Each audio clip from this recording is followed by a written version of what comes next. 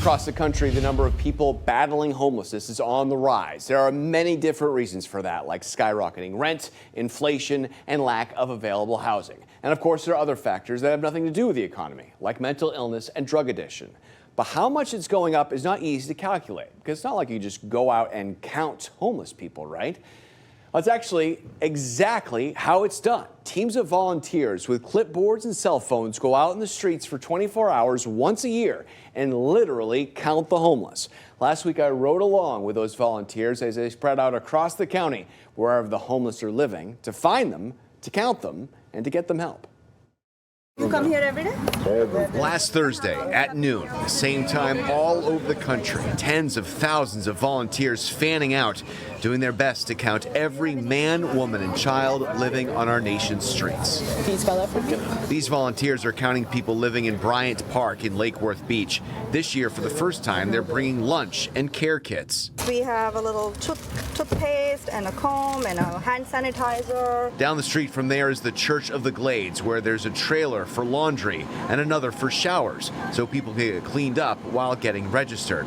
But this massive effort isn't just about collecting numbers. The goal is for local agencies to connect with these people, assess their individual needs, and find the best way to set them on the path to finding a place to live. Are generally people cooperative? It really depends. A lot of it is how you approach them. If they understand what it is that you're trying to do, then they're typically agreeable. Dr. James Green is the Community Services Director for Palm Beach County. He says there are more volunteers than ever doing these surveys and more help available to those that want it. We've pushed out more than $140 million helping over 20,000 families to stay in their homes. Our overall efforts, along with our partners, we're hoping that has helped prevent the homeless count from increasing. So in other words, there are more people in Palm Beach County that are straddling the line of homelessness, but the hope is that there are not considerably more people out on our streets. There are going to be a lot of people that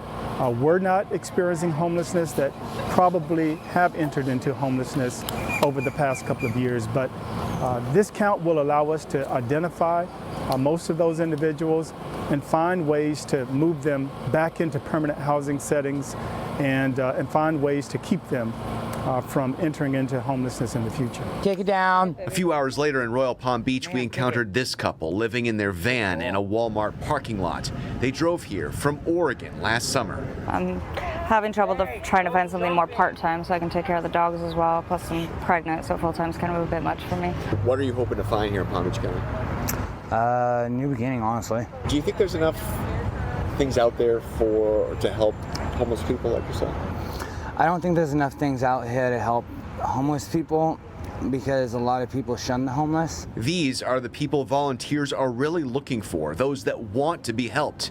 And on this day, help found them and hundreds of others on Palm Beach County streets. So the count officially ended Friday at noon. They're going to add all the people that filled out those surveys to others that refused to answer questions, but the volunteers believed to be homeless and living on the streets, and then all the people living in county shelters. You get all those people together, and then we're going to get that official count in about a month. The moment I get, I'll make sure to share it with you here on CBS 12 News. And once they do get the count, is there anything being done to help these people? Yeah, certainly. Of course, there are some people that tell the volunteers they prefer to live on the streets, but for most of them, they're just like the couple I spoke to. They're actively looking for work or are currently working but still cannot afford a place to live. Right. Palm Beach County will get those people a caseworker to check in on them, let them know the multitude of resources the county has, and hopefully get them on a waiting list for more permanent housing. But as we've been reporting, our local leaders have said the #1 problem in Palm Beach County right now is a lack of affordable housing. Well, hopefully there is a solution on the way to that problem as we continue our coverage here of the housing crisis. We know the city of Green Acres has launched a new property program that comes with a sweet incentive for homeowners and businesses in the area. All you have to do is beautify your property.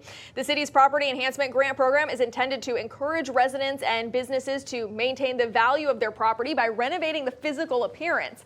Applicants may be awarded up to 50% of the total project cost, which could max up to a $5,000 grant for eligible improvements. For more information on how you can apply, visit our website, cbs12.com. Having a child with an abnormality can be incredibly difficult for a family, but One Institute in Palm Beach County is giving these parents and kids hope and results every day. The #1 medical institute in the world for rare pediatric limb deformity surgeries is right here in our backyard. And once a year, pediatric orthopedic surgeons from all over the world travel here for a chance to learn new techniques in the surgical field from the very best in the business. Yeah, our Danny Travis got a glimpse inside this annual week-long course. She's joining us live from St. Mary's in West Palm Beach with more. Danny, good morning.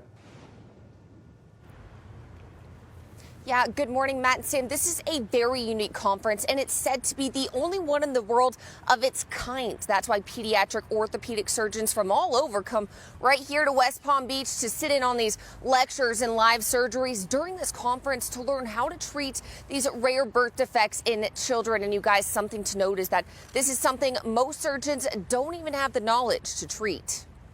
People come here from everywhere to get that treated.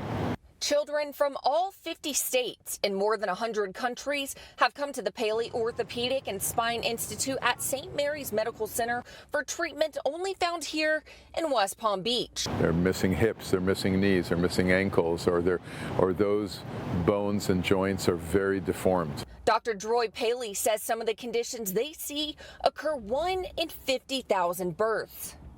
This hospital has 5,000 births a year. Okay, so it would take 10 years for them to ever even have a kid born here with one of these conditions. Other cases so rare, a 1 in a million birth.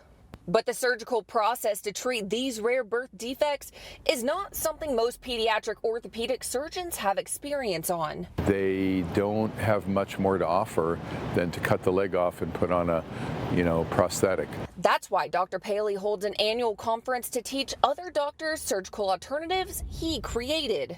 Now we have newer methods to reconstruct the limbs and return kids to, pretty normal function.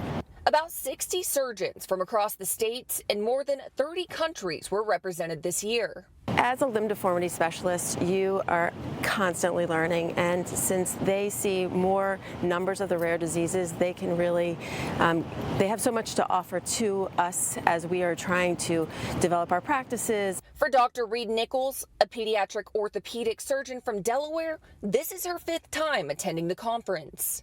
A lot of times we're reinventing the wheel, and I don't want to reinvent the wheel. I want to get the best thing the first time, get these kids up and walking. Throughout the week, Dr. Paley performed 10 rare limb deformity surgeries while other doctors could watch from a conference room.